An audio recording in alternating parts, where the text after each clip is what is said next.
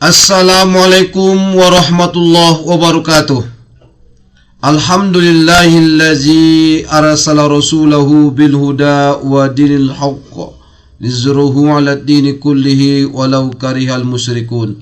Asyhadu an la ilaha illallah wahdahu la syarikalah wa asyhadu anna Muhammadan abduhu wa rasuluh.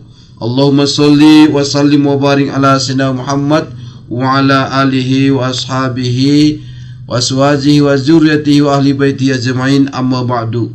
Qala Allah Ta'ala fi kitabil karim, a'udzu billahi minasyaitonir rajim, bismillahirrahmanirrahim. Wa izbitala Ibrahim rabbahu bikalimatin fa'atamahun. Qala inni ja'iluka lin-nasi imama. Qala wa min dzurriyyati. Qala la yanalu ahdiz zalimin. Sadaqallahul azim. Kaum muslimin dan kaum muslimat, rekan rau di mana saja kita berada, yang kami banggakan dan kami hormati, dan juga pimpinan karyawan dan karyawati, dan khususnya penyiar kita, tentu tidak asing lagi bagi kita Pak Padli yang selalu siap mendampingi. Mari kita panjatkan syukur alhamdulillah kehadirat Allah Subhanahu wa taala. Kita berada di awal bulan Zulhijjah. Alhamdulillah, bulan ke-12 daripada bulan Hijriah. Mudah-mudahan dengan rahmat Allah Subhanahu wa taala kita dapat melakukan berbagai aktivitas kita dalam satu hari ini, dan mudah-mudahan itu semua tidaklah sia-sia. Mudah-mudahan menjadi amal ibadah bagi kita semua. Amin ya rabbal alamin. Mudah-mudahan rasa syukur ini selalu terhunjam dalam hati kita, dan kita buktikan dengan amal perbuatan kita, dan kita gunakan segala apa yang Allah titipkan dan amanahkan kepada kita. Mudah-mudahan kita jadikan sebagai alat untuk meningkatkan amal ibadat sampai akhir hayat. Amin ya rabbal alamin. Salawat dan salam kepada junjungan alam Nabi kita besar Muhammad sallallahu alaihi wasallam, yaitu merupakan keturunan daripada Nabi Ibrahim alaihissalam, dan Nabi Ibrahim alaihissalam adalah Khalilullah, dan Nabi kita Muhammad sallallahu alaihi wasallam adalah Habibullah. Allahumma sholli ala sayyidina Muhammad wa ala ali sayyidina Muhammad kama shallaita ala sayyidina Ibrahim wa ala ali sayyidina Ibrahim, wa barik ala sayyidina Muhammad wa ala ali sayyidina Muhammad kama barakta ala sayyidina Ibrahim wa ala ali sayyidina Ibrahim fil alamin innaka Hamidum Majid. Kaum muslimin dan kaum muslimat rahimakumullah, di dalam Al-Quran surah Al-Baqarah ayat 124 yang kami bacakan di awal tadi, Allah Subhanahu wa taala mengingatkan kita, wa izbitala Ibrahim rabbahu bikalimatin fa'atamahun. Dan ingatlah ketika Ibrahim diuji Tuhannya dengan beberapa kalimat perintah dan larangan, lalu Ibrahim menunaikannya. Qala inni za'iluka lin-nasi imama. Allah Subhanahu wa taala berfirman, sesungguhnya aku akan jadikan engkau menjadi imam bagi seluruh manusia. Qala wa min dzurriyyati. Dan Nabi Ibrahim berkata, dan saya mohon juga dari keturunanku. Qala la yanalu ahdiz zalimin. Allah Subhanahu wa taala berfirman, janjiku ini tidak akan mengenai orang-orang yang zalim. Kaum muslimin dan kaum muslimat rahimakumullah, Nabi Ibrahim alaihissalam sejak kecil itu sangat terkenal dengan kecerdasan akalnya. Allah Subhanahu wa taala telah menancapkan cahaya ke dalam kalbu dan akalnya, dan Allah Subhanahu wa taala juga menganugerahkan petunjuk dan kebijaksanaan kepadanya. Di usianya yang masih belia, Ibrahim alaihissalam sudah menyadari bahwa ayahnya tukang membuat patung-patung yang aneh. Pada suatu hari Ibrahim kecil bertanya tentang apa yang sedang dibuat oleh ayahnya. Sang ayah menjelaskan bahwa dia sedang membuat berhala-berhala sesembahan. Mendengar jawaban itu, beliau tercengang. Terasa ada penolakan di dalam otaknya. Pada masa anak-anak, Ibrahim alaihissalam pernah bermain dengan patung-patung buatan ayahnya. Beliau menaiki patung itu sebagaimana orang menunggangi keledai atau kuda. Pada suatu kesempatan, sang ayah memergoki perbuatan Ibrahim waktu kecil itu. Sang ayah pun marah dan melarang Ibrahim bermain dengan patung-patung itu lagi. Ibrahim kecil bertanya, "Patung apa ini, ayah?" Kedua telinganya sangat besar dan lebih besar dari telinga kita. Sang ayah pun menjawab, "Ia adalah pimpinan dari beberapa Tuhan yang ada, anakku." Dua telinga yang besar ini itu sebagai simbol atas pengetahuannya yang sangat dalam. Mendengar jawaban seperti itu, Ibrahim kecil susah payah menahan tawa. Padahal saat itu umurnya baru 7 tahun. "Siapakah yang menciptakan manusia, ayah?" Ayahnya pun menjawab, "Yang menciptakan manusia adalah manusia. Aku telah menciptakanmu dan ayahku pun telah menciptakanku." Ibrahim kecil pun membantah, "Bukan begitu, ayah. Aku pernah mendengar ada orang tua yang ingin memiliki seorang anak, dan dia berkata, 'Ya Tuhanku, mengapa engkau tidak memberiku anak?' Sang ayah menjawab, 'Benar itu, nak. Allah membantu manusia untuk membuat manusia, tetapi Allah tidak langsung membuat manusia.' Ibrahim bertanya lagi, 'Ayah, berapa jumlah Tuhan di sana?' Ayahnya pun menjawab, 'Tidak terhitung, anakku.' Ibrahim bertanya lagi, 'Apa yang harus aku lakukan jika aku ingin mengabdi kepada salah satu Tuhan?' Kemudian Tuhan yang lain pun berbuat jahat kepadaku karena aku tidak mengabdi kepadanya. Apa yang terjadi jika terjadi permusuhan di antara Tuhan-Tuhan itu? Apa yang terjadi jika Tuhan membunuh Tuhan yang lain yang berbuat jahat kepadaku?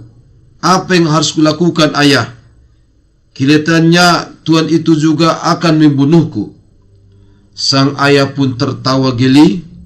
Katanya kemudian, "Nak, jangan takut. Tuhan-Tuhan itu tidak akan saling bermusuhan. Di tempat peribadatan ada berjuta-juta Tuhan, dan di sampingnya ada Tuhan yang sangat besar. Dia adalah Dewa Tuhan. Sampai sekarang dia telah berumur 70 tahun. Meskipun demikian, ayah belum pernah melihat Tuhan-Tuhan itu saling berkelahi." Ibrahim pun menyahut, "Jadi di antara mereka sudah ada kesepakatan, ayah?" Ayahnya pun menjawab, "Benar, di sana ada kesepakatan sehingga mereka tidak berkelahi dan tidak bermusuhan."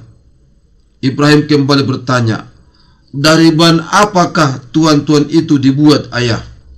Ayahnya pun menjawab, "Tuhan itu dari kayu kurma. Itu ada dari kayu zaitun. Dan Tuhan yang kecil itu dibuat dari gading gajah. Lihatlah anakku ini, betapa indahnya Tuhan itu, tidak ada yang kurang darinya kecuali bernapas. Tidak ada yang kurang darinya kecuali bernapas."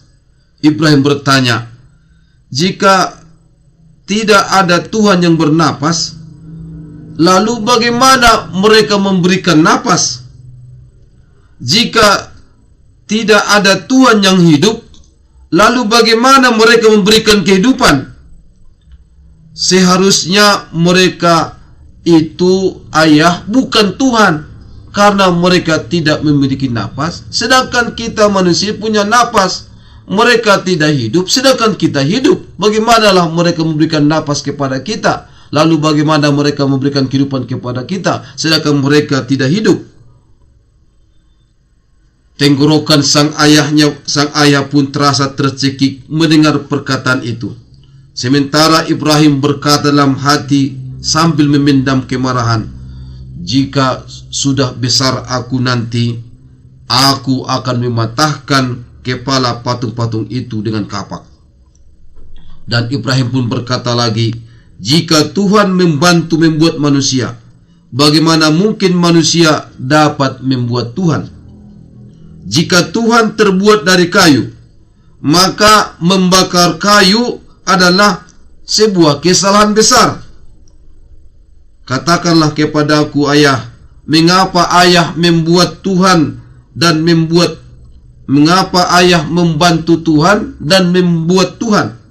Mengapa ayah membuat beberapa Tuhan yang besar?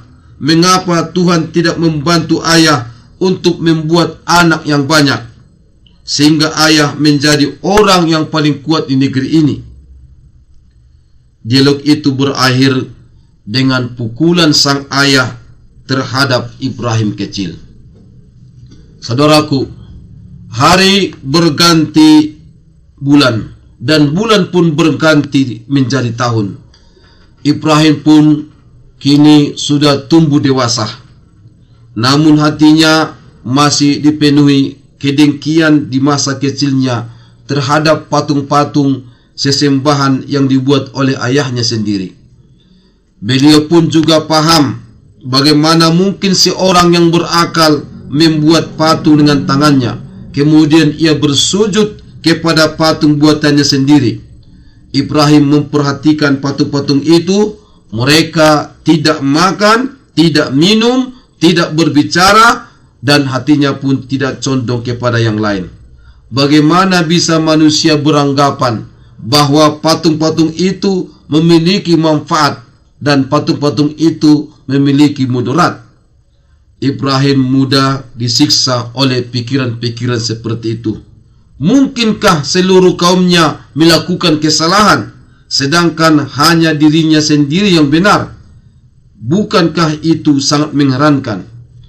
Kaum Ibrahim memiliki kuil yang dipenuhi dengan patung-patung. Patung-patung sesembahan mereka. Di tengah-tengah kuil itu ada mihrab yang diisi dengan patung yang paling besar. Tuhan-tuhan yang ada sangat banyak dan beraneka ragam bentuknya. Semasa kecil, Ibrahim pernah mengunjungi kuil tersebut bersama ayahnya. Beliau merasakan kebencian yang teramat dalam terhadap semua patung kayu dan batu itu. Sangat mengejutkan baginya ketika melihat orang-orang masuk ke dalam kuil, lalu menundukkan kepalanya dan memukukkan punggungnya. Kemudian mereka mulai menangis dan memohon, seakan-akan patung itu bisa mendengar atau memahami. Pertama-tama, pemandangan ini tampak menggelikan bagi Ibrahim. Namun lama-kelamaan beliau menjadi marah. Bukankah sesuatu yang mengherankan jika semua orang bisa tertipu sedemikian rupa? Konflik yang dirasakan Ibrahim kian bertambah ketika ayahnya menginginkannya menjadi pendeta suatu saat kelak. Sang ayah selalu memintanya memuliakan patung-patung itu, tetapi Ibrahim tidak putus-putusnya membenci dan menghinakan patung-patung itu. Pada suatu hari, Ibrahim bersama ayahnya masuk ke kuil. Di sana sedang digelar pesta perayaan dewa-dewa. Di tengah-tengah tempat pesta ada seorang pendeta yang berbicara kepada Tuhan yang paling besar. Pendeta itu berbicara dengan serius dan merengek-rengek. Dia memohon kepada patung besar itu agar berkenan memberikan rezeki dan kasih sayang kepada kaumnya. Namun kehikmatan suasana mendadak buyar oleh kata-kata yang keluar dari mulut Ibrahim alaihissalam yang ditujukan kepada sang pendeta. Dia berkata, "Sesungguhnya ia tidak mendengarmu, pendeta. Apakah Anda tidak sadar bahwa ia tidak bisa mendengar?" Spontan semua yang hadir menoleh ke arah sumber suara. Mereka mendapati sosok Ibrahim muda di sana. Wajah sang pendeta pun berubah menjadi gusar. Dia tampak sangat marah dan terluka. Ayah Ibrahim pun cepat-cepat minta maaf sembari mengatakan bahwa anaknya itu dalam keadaan sedang sakit dan tidak memahami apa yang diucapkannya. Kemudian mereka berdua bergegas pergi meninggalkan kuil peribadatan itu. Tanpa banyak bicara, ayah Ibrahim mengantarkan beliau hingga ke pembaringan, sehingga Ibrahim tampak tertidur dan dia meninggalkannya sendiri. Tatkala manusia terlelap dalam tidur, Ibrahim pun bangkit dari pembaringan. Beliau tidak merasa sakit seperti kata ayahnya tadi. Beliau merasakan bahwa dirinya berhadapan dengan sesuatu yang sangat besar. Mustahil jika Allah adalah sebuah mainan terbuat dari kayu atau dari patung-patung dari batu, sebagaimana yang dibuat oleh kaumnya. Ibrahim alaihissalam keluar dari rumahnya menuju ke gunung. Beliau berjalan sendiri di tengah kegelapan malam. Beliau lalu masuk ke sebuah gua yang ada di gunung itu, kemudian menyandarkan punggungnya pada bebatuan dan duduk di situ. Pandangannya pun diarahkan ke langit. Beliau merasa bosan memandangi bumi yang dipenuhi dengan orang-orang bodoh yang menyembah patung-patung. Memandangi langit, beliau melihat bintang-bintang yang disembah oleh manusia-manusia bumi. Hatinya tiba-tiba dirasuki kesedihan dan keresahan yang mendalam. Ibrahim alaihissalam melihat hakikat di balik keberadaan rembulan dan bintang-bintang. Beliau tercenung ketika ingat bahwa banyak manusia yang menyembah benda-benda itu, padahal benda-benda itu sendiri menyembah kepada sang penciptanya. Mereka terbit dengan seizinnya dan tenggelam dengan izinnya. Terjadilah pergulatan batin di dalam nurani Ibrahim alaihissalam. Belum pernah terjadi dialog antara dirinya dengan kaumnya yang menyembah bintang-bintang itu. Allah subhanahu wa ta'ala menceritakan sikap Ibrahim alaihissalam itu dalam Al-Quran. Dan ingatlah ketika waktu Ibrahim berkata kepada bapaknya, "Ajar, pantaskah kamu menjadikan berhala-berhala itu sebagai Tuhan-Tuhan? Sesungguhnya aku melihat kamu dan kaummu dalam kesesatan yang nyata." Dan demikianlah kami perlihatkan kepada Ibrahim tanda-tanda keagungan kami yang terdapat di langit dan di bumi, dan kami perlihatkannya agar dia termasuk orang-orang yang yakin. Ketika malam telah gelap dan dia melihat sebuah bintang, lalu dia berkata, "Inilah Tuhanku." Tetapi tatkala bintang itu tenggelam, dia berkata, "Saya tidak suka kepada yang tenggelam." Ini dijelaskan Allah dalam Al-Quran, surah Al-An'am ayat 74-75. Saudara-saudaraku, kaum muslimin dan kaum muslimat rahimakumullah. Pagi harinya Ibrahim alaihissalam kemudian mengejutkan kaumnya. Bintang-bintang yang disembah dan dijadikan Tuhan oleh manusia telah terbenam, dan Ibrahim alaihissalam pun tidak suka dengan Tuhan yang terbenam. Allah subhanahu wa ta'ala berfirman, tatkala bintang itu tenggelam, dia berkata, "Saya tidak suka kepada yang tenggelam." Kemudian tatkala dia melihat bulan terbit, dia berkata, "Inilah mungkin Tuhanku." Pada malam kedua, Ibrahim alaihissalam kembali mengumumkan kepada kaumnya bahwa rembulan adalah Tuhannya. Namun ternyata kaumnya pun memang dungu. karena mereka tidak memahami makna di balik pengumuman Ibrahim itu. Sesungguhnya Ibrahim alaihissalam sedang menegur mereka dengan cara yang sangat lembut dan penuh cinta kasih.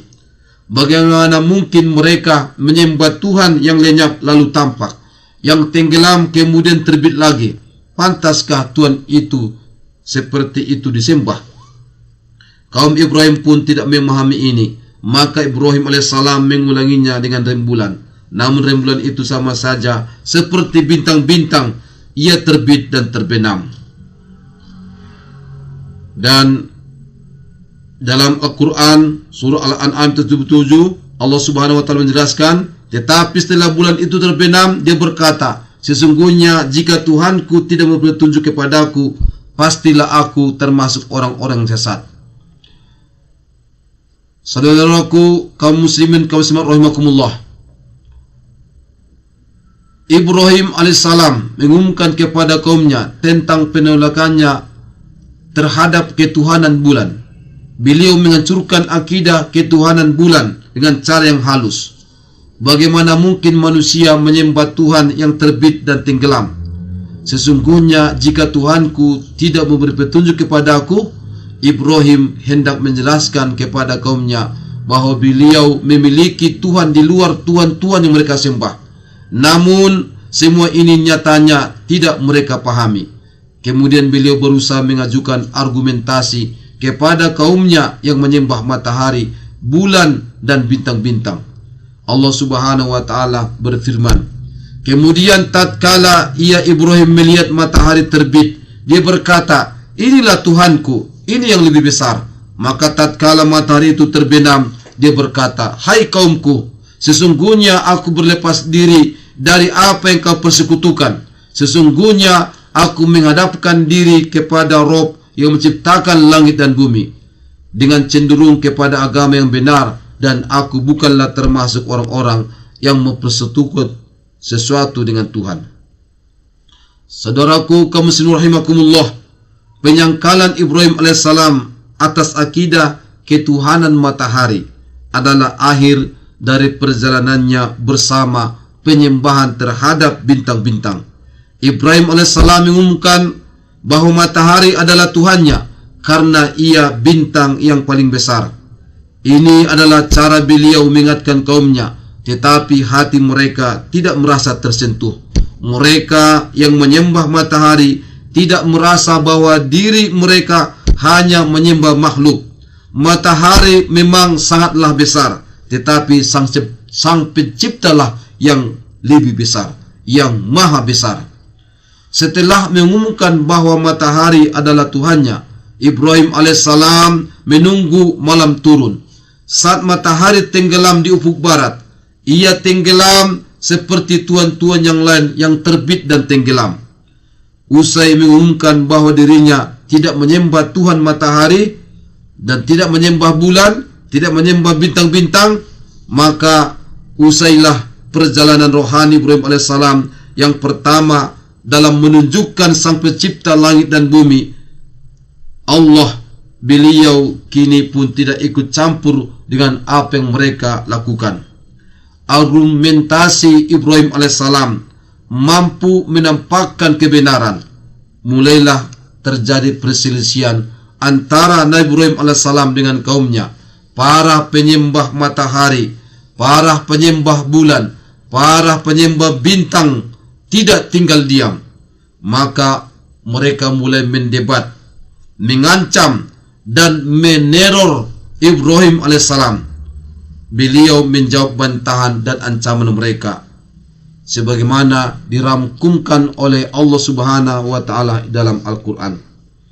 Kaum muslimin dan kaum muslimat rahimakumullah, telah kita kisahkan tentang kisah Nabi Ibrahim ketika masa kecil berdialog dengan ayahnya, dan kemudian di saat masa muda Nabi Ibrahim alaihissalam pun berdialog dengan kaumnya, karena di zaman itu adalah zaman kegelapan, dalam kacau balau. Karena pada saat itu manusia itu terbagi kepada 3 golongan. Yang pertama, ada golongan manusia yang menyembah patung kayu dan batu.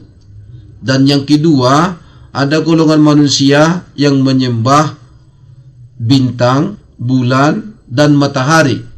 Dan yang ketiga, ada kelompok manusia yang menyembah sang raja, raja mereka. Kita sudah kisahkan bagaimana kisah Nabi Ibrahim alaihissalam dengan ayahnya, si pembuat patung yang paling terkenal. Dan mereka dengan keahlian ayahnya itu sangat dekat dengan penguasa sang raja, dan dia pun berkedudukan sebagai bangsawan. Dan Nabi Ibrahim alaihissalam pun sudah berdialog dengan kaumnya, para penyembah matahari, penyembah bulan, penyembah bintang. Dan selanjutnya akan kita kisahkan bagaimana kisah Nabi Ibrahim berdialog dengan ayahnya di saat dia di masa mudanya. Kalau yang tadi kita kisahkan tentang dialog Nabi Ibrahim ketika dia masa kecil. Di dalam Al-Quran, Allah Subhanahu wa Ta'ala menceritakan bagaimana dialog Nabi Ibrahim alaihissalam dengan sang ayah.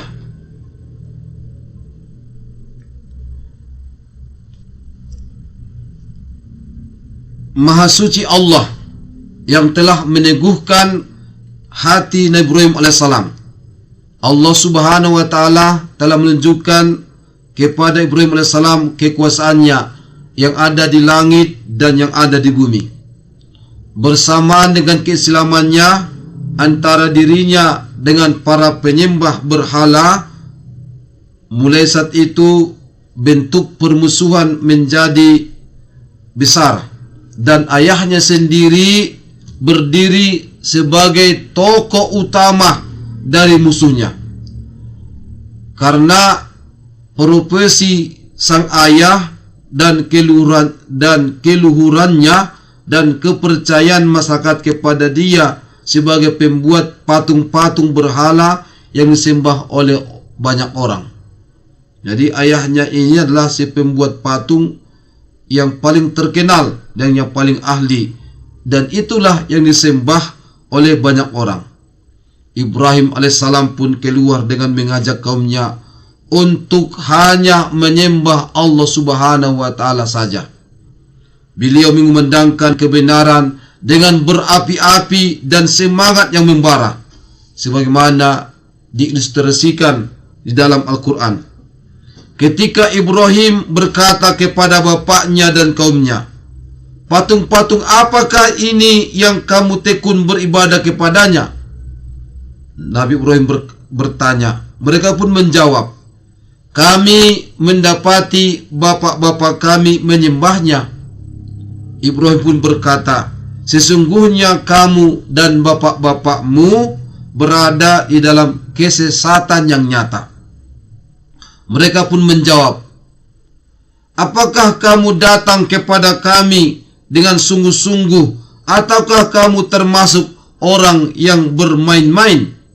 Ibrahim berkata, "Sebenarnya Tuhan kamu ialah Tuhan langit dan bumi yang telah menciptakannya, dan aku termasuk orang-orang yang dapat memberikan bukti atas yang demikian itu." Ini dikisahkan Allah dalam Al-Quran surah Al-Anbiya ayat 52 sampai ayat 56. Akhirnya perselisihan antara Ibrahim alaihissalam dengan kaumnya pun mulai tersulut. Orang yang paling benci dan paling marah itu adalah ayahnya sendiri, atau pamannya yang telah mendidiknya seperti ayahnya sendiri. Ayah dan anak berhadapan dalam satu perselisihan. Antara mereka dipisahkan oleh prinsip akidah yang berbeda. Si anak berpegang kepada Allah, kepada kebenaran, dan sang ayah berpegang kepada kebatilan dan menyembah berhala. Sang ayah pun berkata, "Hai Ibrahim, karena dirimu bencana besar menimpaku. Engkau telah menipuku dan engkau pun telah mencoreng mukaku. Ibrahim alaihissalam pun menjawab, wahai bapakku, mengapa kamu menyembah sesuatu yang tidak mendengar, menyembah sesuatu yang tidak melihat, menyembah yang sesuatu yang tidak dapat menolong kamu sedikit pun? Wahai bapakku, sesungguhnya telah datang kepadaku sebagian ilmu pengetahuan yang tidak datang kepadamu. Maka ikutilah aku, niscaya aku akan menunjukkan kepadamu jalan yang lurus. Wahai bapakku, janganlah kamu menyembah setan. Sesungguhnya setan itu durhaka kepada Tuhan yang Maha Pemurah. Wahai bapakku, sesungguhnya aku khawatir bahwa kamu akan ditimpa azab dari Tuhan yang Maha Pemurah, maka kamu menjadi kawan bagi setan. Kisahkan Allah dalam Al-Quran surah Maryam ayat 42 sampai 45. Mendengar jawaban seperti itu, tubuh sang ayah pun bergetar, memendam gejolak marah yang meluap-luap.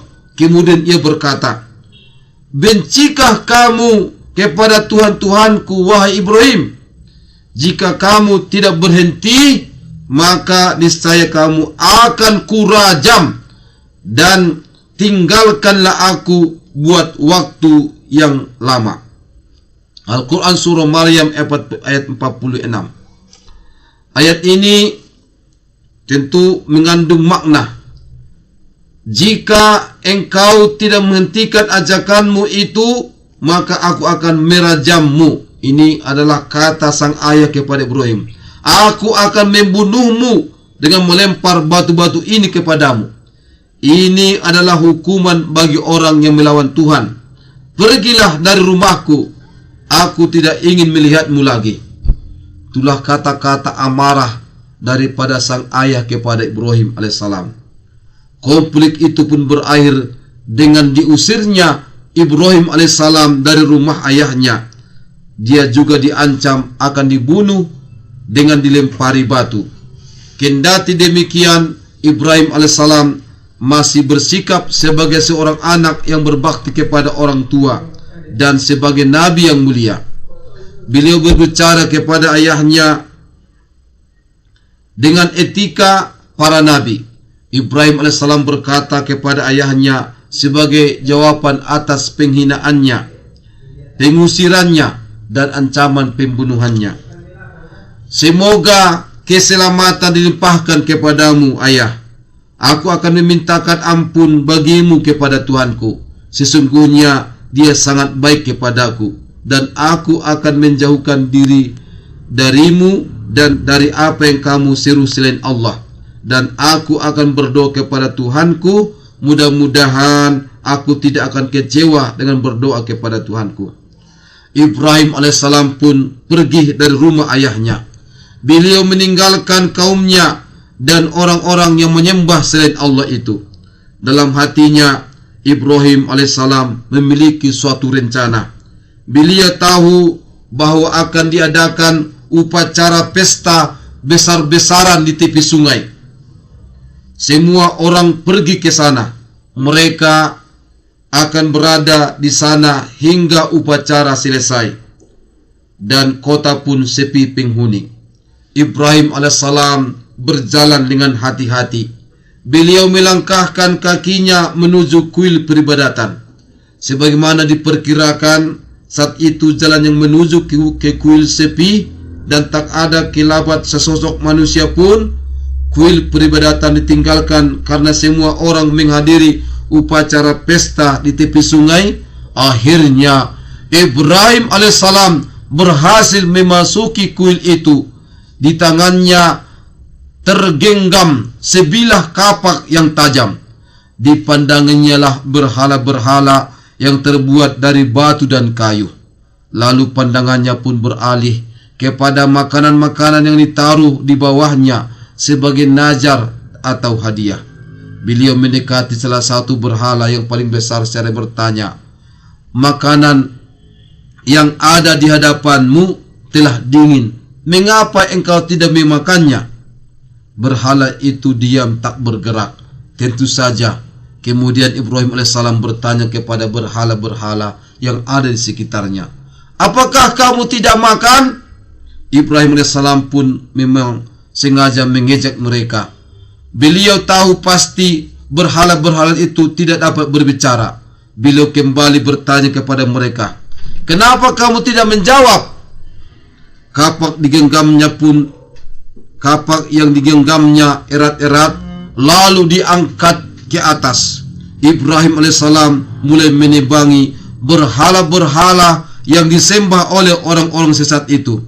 Seluruh berhala yang ada di kuil itu hancur lebur. Hanya satu yang dibiarkannya utuh. Di lehernya dikalungkan kapak. Setelah selesai melakukan itu semua, Ibrahim alaihissalam menuju ke gunung. Dulu beliau pernah bersumpah akan menunjukkan bukti yang jelas dan logis kepada kaumnya atas kebodohan mereka menyembah kepada selain Allah. Upacara pesta yang diadakan di tepi sungai pun telah usai. Semua orang kembali ke rumahnya masing-masing. Seseorang pun masuk ke kuil dan mendadak dia pun menjerit. Orang-orang pun segera mendatangi sumber jeritan itu. Mereka baru tahu bahwa semua berhala sesembahan mereka pun telah hancur lebur kecuali satu. Mereka pun berpikir, siapa kira-kira yang berani melakukan perbuatan itu? Dalam pikiran mereka pun terlintas nama Ibrahim alaihissalam, karena beliaulah satu-satunya orang yang pernah mengajak mereka untuk menyembah Allah dan meninggalkan tuan-tuan berhala. Cari Ibrahim secepatnya dan seret dia kemari. Itulah kata seorang pemimpin mereka memerintahkan dengan dalam keadaan marah. Setelah Ibrahim alaihissalam pun datang, mereka bertanya, apakah kamu Ibrahim yang melakukan perbuatan ini terhadap Tuhan-Tuhan kami? Ibrahim pun tersenyum. Kemudian beliau berkata sambil menunjukkan berhala yang paling besar, yang di lehernya tergantung sebilah kapak. Sebenarnya patung yang besar itulah yang melakukannya. Maka tanyakanlah kepada berhala itu jika mereka dapat berbicara. Salah satu pendeta mereka pun menghardik, aku bertanya siapa yang telah melakukannya. Ibrahim pun menjawab, tanyakanlah kepada Tuhan-Tuhanmu. Pendeta yang lain berkata, kan engkau tahu Tuhan-Tuhan kami tidak bisa bicara. Ibrahim langsung menukas, bagaimana kalian menyembah Tuhan yang tidak bisa bicara, tidak memiliki manfaat, dan tidak mendatangkan mudarat? Tidakkah kalian berpikir walaupun sedikit?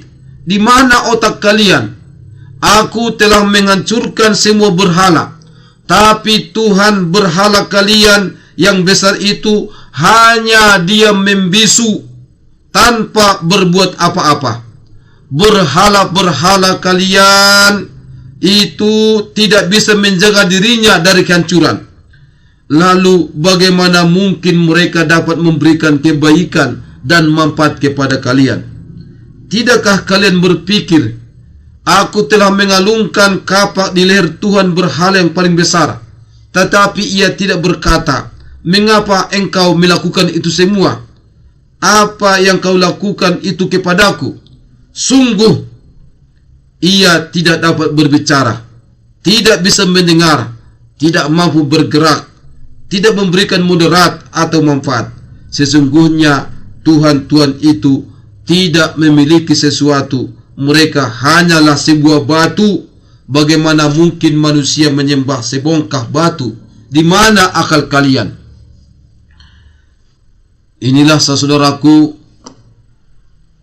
tanggapan dan hujatan Nabi Ibrahim alaihissalam kepada penyembah-penyembah berhala itu. Ibrahim alaihissalam mengukuhkan hujjah kepada mereka dengan bukti yang diberikan Ibrahim alaihissalam. mereka pun gagap tidak bisa bicara.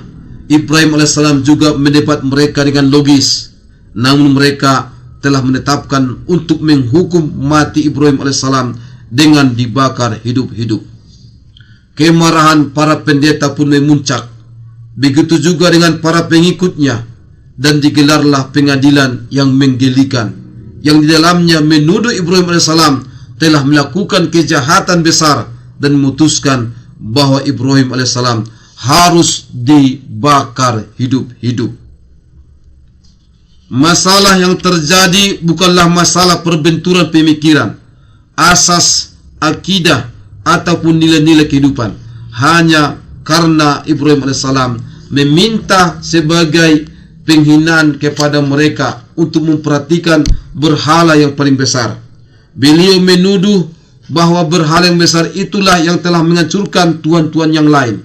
Beliau juga meminta agar mereka bertanya kepada Tuhan mereka, siapa yang telah menghancurkan berhala-berhala mereka, tetapi berhala yang terbesar itu tidak bisa dapat menjawab. Jadi bagaimana mungkin manusia menyembah sesuatu yang tidak bisa bicara dan tidak punya jiwa? Ketika mereka tidak mampu lagi membantah argumentasi ini, maka kesombongan mereka pun berkobar-kobar. Ketika argumentasi mereka lumpuh tak berdaya, maka kesewenang-wenangan mereka pun bangkit.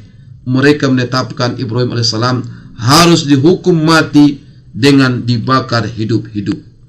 Ibrahim alaihissalam dibelenggu kedua tangan dan kakinya. Sementara itu mereka mulai menyiapkan tempat pembakaran. Pengadilan mereka pun yang tidak masuk akal dapat disimpulkan dalam kalimat sederhana, bakarlah dia dan bantulah tuan-tuan kamu jika kamu benar-benar hendak bertindak. Mereka menyiapkan bahan-bahan untuk membakar Ibrahim alaihissalam. Sementara berita tentang hal ini pun menyebar dengan cepat di seluruh negeri. Orang pun berbondong-bondong datang dari kota, dari desa, dari gunung untuk menyaksikan hukuman bagi orang yang telah menghina dan menghancurkan Tuhan mereka. Apalagi si terdakwa Ibrahim alaihissalam dengan berani telah mengaku melakukan semua itu. Beliau menghina para pendeta. Mereka menggali sebidang tanah yang luas lagi dalam. Di dalam galian disusun rapih kayu bakar dan batang-batang pohon. Mereka juga mendatangkan manjanik, semacam alat pelontar batu untuk berperang pada zaman dulu. Alat inilah yang digunakan untuk melontarkan Ibrahim alaihissalam ke dalam api. Setelah mereka mengikat kedua tangan dan kaki Ibrahim alaihissalam ke manjanik, mereka menyulut api di dalam lubang galian. Dengan cepat api menyala, lidahnya seolah hendak menjilat langit. Orang-orang bergerak menjauh dari tempat pembakaran untuk menghindari sengatan panas. Kemudian pemimpin pendeta memerintahkan agar Ibrahim alaihissalam dilontarkan dalam api. Dalam pada itu, malaikat Jibril pun datang dan berdiri di dekat kepala Ibrahim alaihissalam seraya berkata, "Wahai Ibrahim, apakah engkau membutuhkan pertolongan?" Ibrahim alaihissalam pun menjawab, "Kalau darimu malaikat, tidak ada aku minta pertolongan." Manjanik ditarik dan diarahkan ke tengah kobaran api. Ibrahim alaihissalam pun terlontar ke dalam api tersebut. Namun apa yang terjadi? Beliau memasuki api seperti memasuki satu taman. Api menyala-nyala di kanan kirinya, tetapi api itu tidak bekerja sebagaimana tugasnya, yaitu membakar semua yang ada di dalam nyalanya. Allah subhanahu wa ta'ala memberikan perintah ke dalam api, kepada api, sebagaimana yang termaktub dalam firman-Nya, "Ya narukuni bardau wa salaman ala Ibrahim." Wahai api, menjadi dinginlah dan menjadi keselamatan bagi Ibrahim. Api itu pun patuh kepada perintah yang diberikan kepadanya. Dinginlah dan menjadi keselamatan bagi Ibrahim. Api hanya membakar tali yang mengikat Ibrahim alaihissalam. Ibrahim alaihissalam pun duduk di tengah tempat pembakaran, seakan-akan duduk di tengah taman. Di sana beliau bertasbih dan memuji Allah. Hasbunallah wa ni'mal wakil, hasbunallah wa ni'mal wakil, hasbunallah wa ni'mal wakil. Hatinya pun hanya terisi cinta kepada Allah. Tak ada sedikit pun rasa takut, rasa khawatir ataupun sedih. Di hatinya hanya ada rasa cinta. Rasa takut telah mati dan rasa khawatir telah lenyap. Nyala api itu pun berubah menjadi dingin dan memberikan rasa sejuk kepada Ibrahim alaihissalam. Orang-orang yang cintai Allah seperti Ibrahim tidak akan merasa takut selama-lamanya. Tidak ada kata takut dalam kamus hidup mereka. Para tokoh kafirin dan para pendetanya pun duduk mengelilingi tempat pembakaran. Panasnya api membuat wajah mereka pun menghitam dan seolah-olah mengonyak ruh mereka. Api terus menyala dalam waktu yang cukup lama hingga mereka menyangka bahwa ia tidak akan padam. Tatkala api akhirnya pun padam, mereka pun terperanjat. Ibrahim alaihissalam pun keluar dari tempat pembakaran dalam keadaan selamat, sebagaimana waktu dimasukkan. Wajah-wajah mereka pun hitam karena terkena asap api, tetapi wajah Ibrahim alaihissalam bersinar-sinar terkena cahaya dan keagungan ilahi. Separuh dari pakaian mereka terbakar karena terkena bara kayu yang meletup-letup. Sedangkan pakaian Ibrahim alaihissalam tetap mulus, tak ada sedikit pun yang terbakar. Pendeknya, pada diri Nabi Ibrahim alaihissalam tidak ada bekas asap ataupun api yang membakar. Ibrahim alaihissalam pun keluar dari tempat pembakaran seperti keluar dari taman bunga. Teriakan kaget daripada penonton membuat suasana hiruk pikuk. Apa yang telah mereka lakukan hanya berbuah kerugian. Saudaraku, inilah sebagian daripada kisah daripada Nabi Ibrahim alaihissalam yang diuji Allah dengan berbagai ujian, tetapi beliau tetap tangguh menghadapinya dan dia pun lulus dan lolos dari berbagai ujian itu. Saudaraku, mari kita ambil pelajaran dari kisah yang kami sampaikan. Tentu masih banyak lagi episode-episode daripada kisah Nabi Ibrahim alaihissalam. Tentunya karena keterbatasan waktulah yang tidak bisa kita elakkan, karena durasilah yang membatasi kita. Tentu hanya inilah yang dapat kami sampaikan. Mudah-mudahan dari kisah yang kami sampaikan kepada kita dapat mengambil iktibar dan pelajaran untuk bisa kita aplikasikan dalam kehidupan kita sehari-hari sesuai dengan tantangan zaman yang kita hadapi. Tentu dari kisah Nabi Ibrahim itu saat ini, saudaraku, tentu di zaman modern dan teknologi yang canggih saat ini, tentu itu sebuah keberhasilan dan kemajuan. Tapi alangkah naifnya akal kita kadang terjadi kedunguan. Akal kita seakan-akan tidak berbicara atas peristiwa-peristiwa yang terjadi sekeliling kita, dan seharusnya kita harus menggunakan akal kita dengan akal yang sehat, dengan argumentasi yang logis, sehingga masalah-masalah kehidupan yang kita hadapi saat ini tentu jangan sampai kita akal sehat kita di bawah lutut kita. Dan seharusnya akal sehat itulah yang harus kita tumbuh kembangkan dalam kehidupan kita sehari-hari. Jangan sampai kita sudah berpendidikan tetapi akalnya tidak bisa digunakan. Logikanya sudah mulai berkurang karena rasa khawatir, rasa ketakutan terhadap sesuatu yang tak perlu ditakuti.